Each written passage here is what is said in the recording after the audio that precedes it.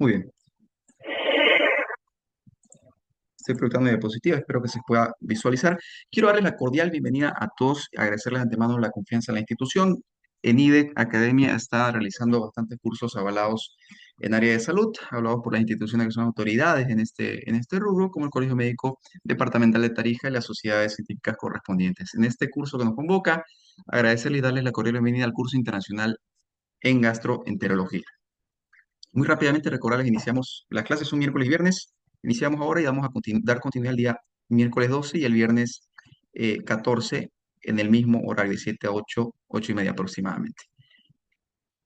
El módulo que nos convoca ahora es módulo 1, Fundamentos Esenciales de Gastroenterología. Tengo el gusto y el honor de poder presentar a nuestro docente especialista que nos va a acompañar en el inicio de este módulo 1.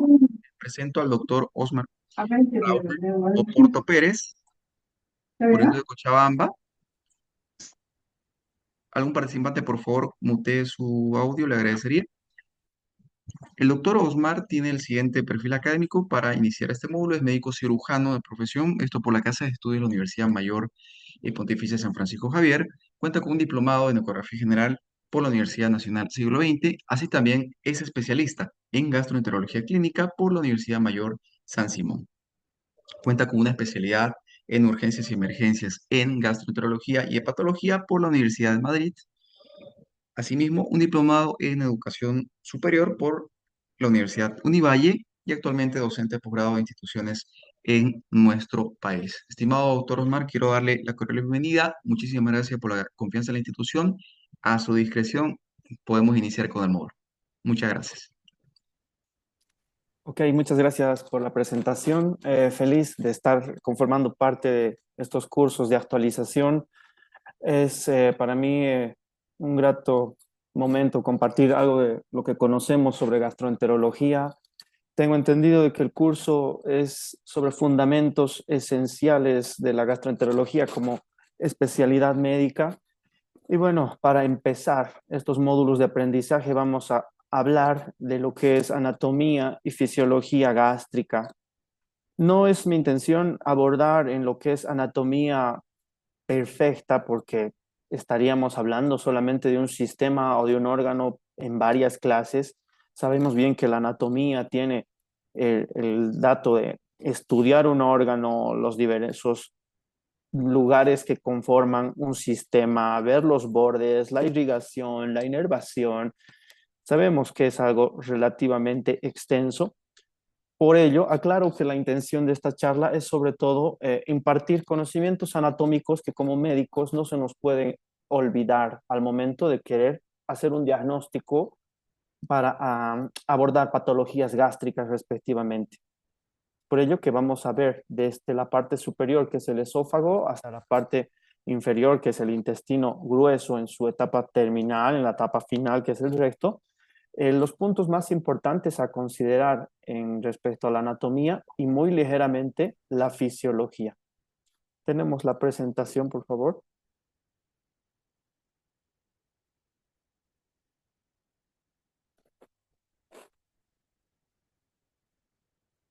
Se alcanza a ver, ¿no? Se ve la presentación? Positivo, doctor. Perfecto. Bueno, esto como presentación vamos a ver en nuestro sumario siguiente, por favor. Vamos a ver desde el inicio hasta el final, tubo digestivo superior, tubo digestivo inferior, hígado, páncreas y vesícula biliar como componentes de lo que vendría a ser todo el sistema intestinal, gastrointestinal y hepatobiliar. Comenzamos con el esófago. Siguiente. Bien, y para empezar vamos a hablar pues del esófago, que si bien la función que cumple es muy compleja y hay una especialidad encargada de ello que es la neurogastroenterología, que se encarga de medir con exactitud las presiones, estudiar las ondas que produce este órgano y la relación que hay con el sistema nervioso. Para nosotros nos importa de manera muy puntual saber la principal función que va a cumplir, que es la deglución, el paso del alimento formado en la boca, propulsado por la lengua, que va a llegar hasta el estómago. Anatómicamente podemos decir que se encuentra en la región cervical y torácica se va a extender hasta la parte abdominal. Quizás para fines más prácticos diremos que es la continuación de la faringe, ¿no? Muy importante conocer que tiene tres regiones anatómicas. Algunos autores consideran que cuatro. Creo que tres es un parámetro más universal porque hablamos del esófago cervical, el esófago torácico y el esófago abdominal. En cuanto al esófago cervical, podemos decir que va desde la cervical 6 hasta la dorsal 1. Tiene importantes relaciones, como las pueden ver ahí, están escritas. Se las dejo para su posterior revisión del material que lo van a tener, pero las más importantes es el cartílago cricoides, la faringe y un elemento muy importante. El micrófono, por favor.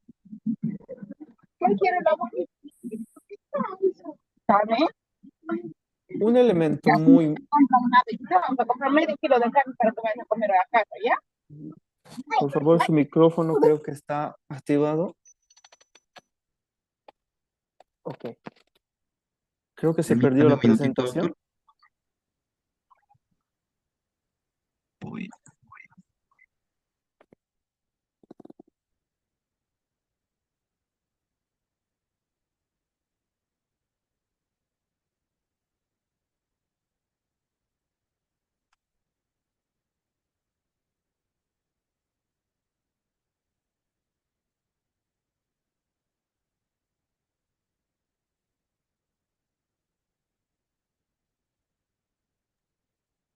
Ahora sí, doctor, disculpes.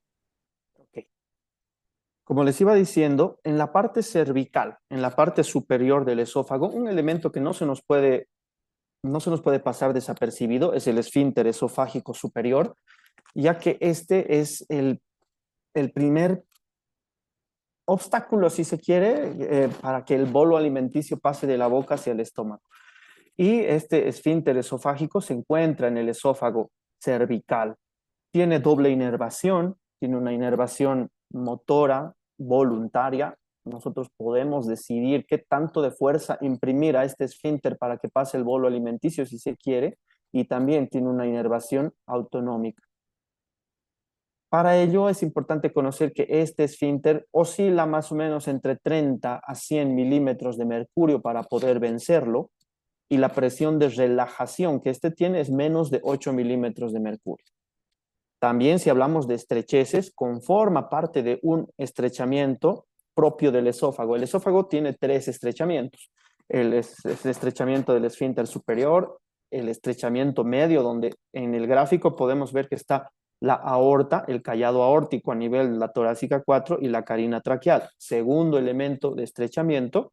Y el tercer elemento de estrechamiento se encuentra en la parte inferior, que es el esfínter esofágico inferior. De vital importancia su conocimiento ante un cuadro que nosotros conocemos como enfermedad por reflujo gastroesofágico. A diferencia del esfínter superior, el inferior tiene pues una relajación un poquito más de menor presión, si se quiere, hasta 30 milímetros de mercurio alcanza esas presiones, y su relajación está a menos de 8 milímetros de mercurio, al igual que el superior. Pero entender que este esfínter es base fundamental para comprender enfermedad por reflujo gastroesofágico es algo que no se nos puede escapar.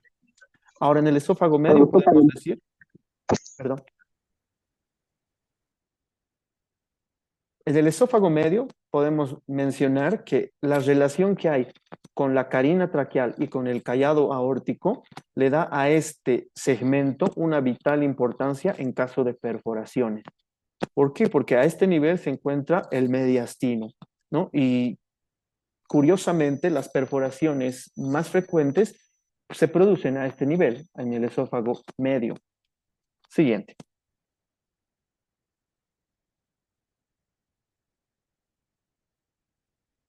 Si hablamos muy puntualmente de la irrigación que va a tener, pues vemos que tiene la arteria tiroidea para el esófago cervical, la aorta torácica para la parte media y la arteria génica, la frénica y la gástrica en su porción distal para el esófago torácico, o perdón, para el esófago abdominal. En cuanto al drenaje venoso, tiene un plexo submucoso, un plexo que discurre o transcurre, perdón, al paralelo al esófago que se llama plexo venoso periesofágico. Tenemos las venas esofágicas. Algunas de ellas son importantes tenerlas siempre en conocimiento porque a veces forman shunts o conexiones con la vena gástrica izquierda, por ejemplo, o con la vena porta directamente en algunas situaciones, y eso explicaría algún cuadro llamado varices esofágicas secundarias a hipertensión portal. En sí, el conocimiento anatómico que queremos impartir para usted, más que porque considero que para un médico clínico conocer a profundidad la anatomía quizá no es de vital importancia. De hecho, que tenemos que conocerla, pero no somos médicos que realmente estén en contacto con la anatomía del paciente en sí. Eso se lo dejamos a nuestros colegas, los cirujanos, quienes tienen pues directo contacto con estas estructuras vasculares, nerviosas, aponeurosis, músculos, y ellos tienen que tener un dominio absoluto de este tipo de conocimientos anatómicos, pero para el médico clínico hay ciertos puntos que nos interesan. Por ejemplo, esa relación que hay del esófago con la aorta, con la tráquea, el de los plexos venosos para explicar la formación de varices, y por último, la inervación que el esófago tiene, ¿no? Si bien aclaraba de manera inicial que en la parte superior es mixta la inervación, en la parte inferior es también involuntaria. Tenemos los nervios, el neumogástrico y plexos submucosos, que también aplica para el intestino delgado y para el colon, ¿no? Tenemos los plexos de Meissner y los plexos de Auerbach. Plexo submucoso de Meissner y plexo mientérico de Auerbach. Siguiente.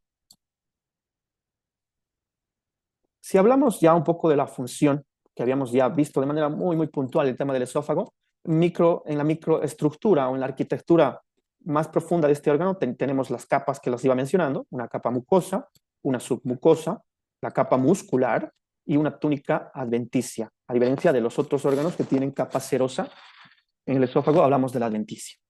Y en cuanto a sus principales funciones, transporte y propulsión de alimentos, desde luego, relajación y cierre de esfínteres, previene el reflujo por esa acción del esfínter que habíamos hablado de mantener una presión constante hasta 30 milímetros de mercurio, el inferior, regular la velocidad del paso del bolo alimenticio, porque cuando hablamos de deglución, de manera muy puntual, usted siempre tiene que recordar que hay dos tipos de ondas esofágicas. Ondas primarias que se desencadenan con la deglución, es decir, si yo como en este momento algo, mastico, formo el bolo, inicio la deglución, las ondas que van a propulsar el bolo son las primarias. Las secundarias, bueno, son ondas ya quizás algo involuntarias, pero que actúan en el aclaramiento del esófago. ¿Qué significa? Que uno, obviamente, involuntariamente, 24 horas se encuentra produciendo y deglutiendo saliva. En ese tipo de deglución involuntaria es donde están más involucradas las ondas secundarias, y en algunos casos se habla de ondas terciarias, algunos las consideran fisiológicas, otros desde luego que no, pero son ondas que todavía no se relacionan con una patología severa. Para ello tenemos estudios de más profundidad, como es la manometría esofágica, para ver si realmente hay algún tipo de onda anómala. Pero la principal función es esa, ¿no? Deglución. Después controla la saciedad, previene la aspiración. Obviamente en la parte superior hay ese cierre, ¿no? Ese cierre al momento de la deglución por la epiglotis, donde se cierra la vía aérea y se apertura la vía digestiva.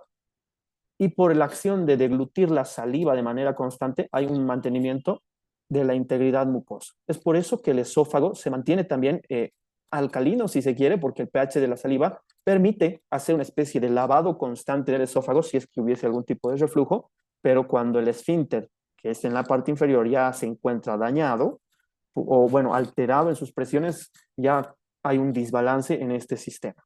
Pasamos a la siguiente.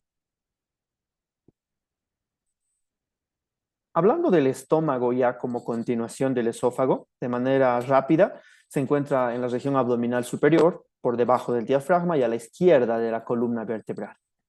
En la segmentación anatómica que más utilizamos se encuentra a nivel del epigastrio.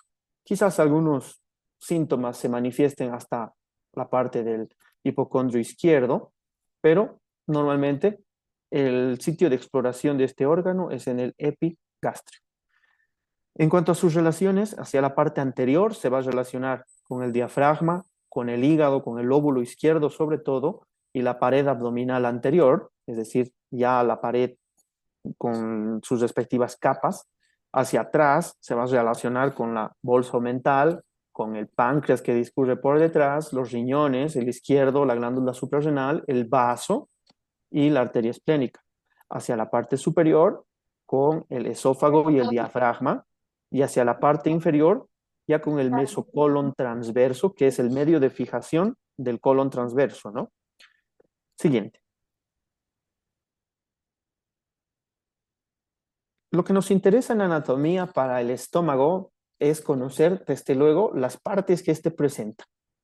Y vamos a, tradicionalmente sabemos que este es el cuerpo, el antro, el cardias, el esfínter pilórico, son las partes que comprometen o que tiene el estómago, las cuales cumplen determinadas funciones porque tienen diferentes tipos celulares. El estómago tiene una forma de J invertida, dicen algunos autores. A nosotros como clínicos nos interesa saber, por ejemplo, que en la parte gástrica, cuando hablamos de úlceras, cuando hablamos de lesiones ya profundas, por ejemplo, las úlceras que se encuentran en el antro, para nosotros nos indican sobre todo y quizás en su mayor porcentaje infección por Helicobacter pylori. A diferencia de otros sitios de úlceras, por ejemplo, si encontramos una úlcera en el fondo gástrico o en el cuerpo, pues a nosotros nos hace pensar en patología quizá maligna, ¿no? Para nosotros es algo que tenemos que hacer seguimiento porque una úlcera en un sitio como el fondo del estómago o como el cuerpo o la curvatura mayor, que también tiene dos curvas, vale recordar, ¿no? Una curvatura mayor y una curvatura menor, ese sitio para nosotros nos hace pensar en otro tipo de enfermedades, pero algo tan común como el Helicobacter pylori, pues uno ya hace la idea de que la afección está sobre todo en el antro y también en la primera porción del duodeno, que es el bulbo duodenal. Entonces, es lo más importante del estómago. Siguiente. Si hablamos un poquito de su irrigación, bueno, lo que le da la irrigación a este órgano es la arteria gástrica, la arteria gastromental y la arteria gastroduodenal. El flujo venoso está conformado por la vena porta, las venas gástricas, y también tiene alrededor de las curvaturas, como pueden ver en el dibujo, así como se dibuja las arterias, a esa misma disposición se encuentran los ganglios linfáticos gástricos, muy importante para el médico cirujano, oncólogo sobre todo, porque si hablamos de patologías tumorales, hablamos del temido cáncer de estómago, el cirujano tiene que preguntar y conocer realmente estas estructuras, ya que de eso depende el pronóstico y el tratamiento, ¿no? Ya que las estructuras ganglionares, si se ven afectadas, si se cuentabilizan más de 6 grupos ganglionares, más de 9 grupos ganglionares, según la clasificación TNM, que es universal, pues a nosotros nos permite estadificarlo mucho más precisamente para ver qué tipo de procedimiento se va a realizar. En cuanto a la inervación, tiene una inervación parasimpática del nervio vago y también tiene inervación simpática que nace del plexo celíaco, que se encuentra a nivel de la torácica 5 y la torácica 12.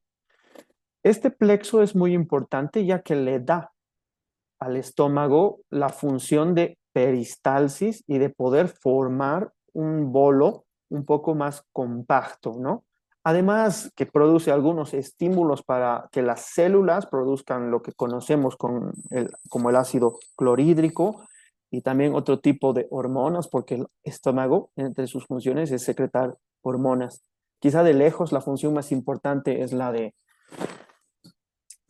digestión y de la de producción de ácido clorhídrico para la digestión y descomponer los alimentos en productos más asimilables, pero no es la única función que presenta, ¿no? Y la parte nerviosa hace que el estómago propulse todo ese bolo, incluso de manera retrógrada, y se forme un bolo, se acomode en el fondo del estómago, y una vez que éste empieza a crecer y a crecer, manda una señal al cerebro para que nos diga que el estómago está muy dilatado y dé esa sensación de plenitud, sensación de llenado, otros dicen, y además nos dice que si sigue creciendo esta dilatación, pues puede producir incluso un estímulo necesario para el reflujo o para el vómito, para la emesis. Siguiente.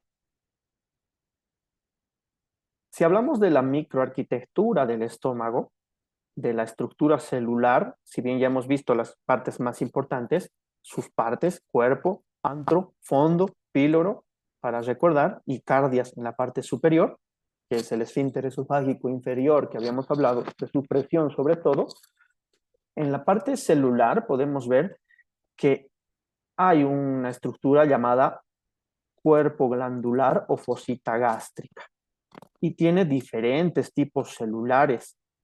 En el dibujo pueden ver que está pintado de color amarillo, pintado de color celeste, quizás las más importantes, ¿no? Y si nos vamos al color amarillo, vemos en las células, dice células parietales, las que están netamente, o donde se encuentra la conocidísima bomba de sodio-potasio. Entonces, estas células son, por ejemplo, objetivo de muchos medicamentos. ¿Por qué? Porque estas son las que se encargan de producir el ácido clorhídrico, el ácido clorhídrico. Si nos vamos al antro, por ejemplo, en el antro y en el píloro, que es la porción final del estómago, vemos que está sobre todo en dos colores, celeste, ¿no? Un celeste azul. Y si nos vamos a las células, vemos que en ese lugar están las células productoras de prostaglandinas, estas de al último que en inglés se las colocan como chief cells, que son las células principales para nosotros. Estas células principales encargadas de producir pepsinógeno, de producir gastrina, y el pepsinógeno, ¿qué hace? Estimula a las células parietales a producir ácido. Este es el blanco del Helicobacter pylori, por ejemplo, ya que el Helicobacter ingresa a estas células principales, las hackea de algún modo, por así llamarlo, y manda estímulos para que el cuerpo produzca más ácido, más ácido, más ácido, entremos en una etapa de hiperacidez y produzca cuadros como dispepsia, gastritis, úlceras, etcétera, etcétera. Entonces, vean que creo que es muy importante conocer sobre todo estos dos tipos celulares, ¿no? Las células principales y las células parietales. Tenemos otras, ¿no? Las células en color verde, por ejemplo, que generan somatostatina. Tenemos las células E-cells, que son las que producen serotonina, las que dan cierta sensación de placer al comer. Tenemos en la parte superior de la glándula las que secretan surfactante y además tienen factores de repitelización muy importantes. Y todas ellas conforman pues una glándula en su totalidad funcional y que se dispone en forma de una fosita, como lo pueden ver acá. Entonces, cualquier alteración que se produzca a nivel celular, usted ya puede más o menos sacar conclusiones de qué parte se está dañando o de qué función se va a alterar, ¿no? Ejemplo, si encontramos una úlcera en el cuerpo gástrico, pues podemos decir que está realmente interviniendo con las células que producen ácido. O hay algún estímulo extra adicional que está produciendo que estas células produzcan mayor ácido en su cantidad total. Siguiente. Pasando del estómago al intestino delgado, lo quise dividir así en dos partes porque el intestino delgado tiene una porción muy relacionada con varios órganos, que es el duodeno, y que también es producto de patología ulcerosa. Se producen úlceras, se forman úlceras en el duodeno, en la primera porción sobre todo. Si hablamos de partes del duodeno, vamos a decir que es un órgano, bueno, en sí es parte del intestino delgado que tiene 4 porciones. La primera llamada bulbo duodenal, una segunda que es la que se relaciona sobre todo con el páncreas y con el conducto colédoco, ya que es en esta segunda porción donde desembocan ambos órganos, el pancreático por el conducto pancreático principal y el hepático y la vesícula biliar drenan en esto por un conducto común que es el colédoco. en una estructura que la conocemos como ampolla de váter, regulada por las presiones de un esfínter, que es el esfínter de Oddi. Invariable la presión del esfínter de Oddi, también hay medios para medirla, y es quizás 45 milímetros de mercurio, algunos autores, aunque esto de la presión es todavía debatible. Es importante conocer sobre todo esta estructura que se encuentra en la mayoría de los casos en la segunda porción. Luego tenemos ya la tercera porción y la cuarta, que ya da paso al yeyuno. Y quizás entre esta unión entre el duodeno, la cuarta porción, y el yeyuno, encontramos el conocidísimo ángulo de Treitz, que es un parámetro de referencia para nosotros para diferenciar una hemorragia digestiva alta de lo que es una hemorragia baja. Entonces, duodeno, muy importante conocerlo, ya que hay sitios donde es muy factible que este órgano se pueda perforar, por ejemplo, cuando las úlceras se perforan y se perforan en el intestino, lo más probable es encontrar perforaciones en segunda o primera porción, sobre todo segunda porción. Así que quizás esas son las relaciones más importantes que tiene este segmento del intestino, porque después, bueno, tenemos de aproximadamente 5 a 7 metros de tubo digestivo delgado, el cual bueno, hace una forma de discurrir en toda la cavidad abdominal, fijada por, obviamente, su propio meso, y además tiene una irrigación particular. No la vamos a abordar a profundidad, pero bueno, vean que va como una raíz, si se quiere, ¿no? Que todo nace de la aorta abdominal y tenemos la arteria cólica media, que es la más importante, y también una que no se nos puede olvidar, la mesentérica superior. Quizás cuando hablamos de irrigación de intestino, lo primero que se nos viene a la mente es aorta, tronco celíaco, mesentérica superior. Bueno, y ya las diferentes ramas gastrocólicas, duodenales, pancreatoduodenales, varias ramas para diversos órganos, pero la mesentérica para nosotros es muy importante, sobre todo en cuadros donde tengamos sospecha de trauma abdominal, ¿no? De trauma abdominal o de pacientes que tienen comorbilidades a formar coágulos en un temidísimo cuadro llamado isquemia mesentérica. Siguiente. En cuanto a la función del intestino delgado, pues la más importante, absorción. Son metros de superficie de absorción. Y vamos a ver remarcado en varios colores los segmentos más importantes, ¿no? Para el duodeno, vemos que se absorbe en el duodeno hierro y calcio. Y ya de manera lógica uno piensa, si se afecta ese segmento, puede verse afectado la absorción de dichos elementos, desde luego. En el yeyuno se absorben carbohidratos en gran cantidad, en bastante cantidad. La unión, sobre todo entre el yeyuno y el ileón, que está en verde, se absorben vitaminas, el ácido fólico, vitaminas liposolubles, la K, la A, la D y la E. Vitaminas muy importantes que son partes esenciales de la dieta y de la nutrición, que el intestino, cuando se ve afectado en patologías, por ejemplo, la enfermedad celíaca, por ejemplo, la giardiasis intestinal, que interfiere en la absorción de ciertas cosas, pues uno tiene que abordar sobre todo a estos sitios, ¿no? Si tengan, por ejemplo, si tenemos un paciente con déficit de vitamina B o de vitamina K o de vitamina A, bueno, quizás hay un problema en el yeyuno o en el ileón que tengamos que resolver. Y lo mismo en el ileón, ¿no? Vitamina B12, factor intrínseco, sales biliares y grasas. Principal función del intestino delgado, absorción de nutrientes.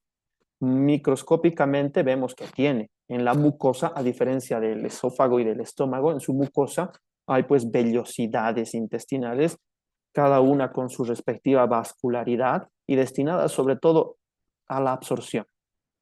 Entre sus principales funciones, absorber nutrientes, digestión de proteínas y de carbohidratos, absorber vitaminas y minerales, producir enzimas digestivas, movimiento peristáltico regulado por el sistema nervioso simpático y parasimpático, y además regulación del pH intestinal. Es un órgano, muchos lo consideran un órgano inmune, ya que su regulación del pH y de la microbiota, ya que en este tubo es donde se encuentra la mayor cantidad de bacterias de todo el cuerpo, tanto en el intestino delgado como en el grueso, se encuentra la mayor población bacteriana que para nosotros es realmente un órgano inmune, lo consideramos así, ya que se encarga de crear una barrera epitelial de defensa entre muchos microorganismos y regular también la función inmune. Siguiente. Estimado doctor, de manera rápida les pido a todos, por favor, ingresar al link número 2 del grupo. Inmediatamente damos continuidad y doy grabar. Por favor, voy a culminar este link.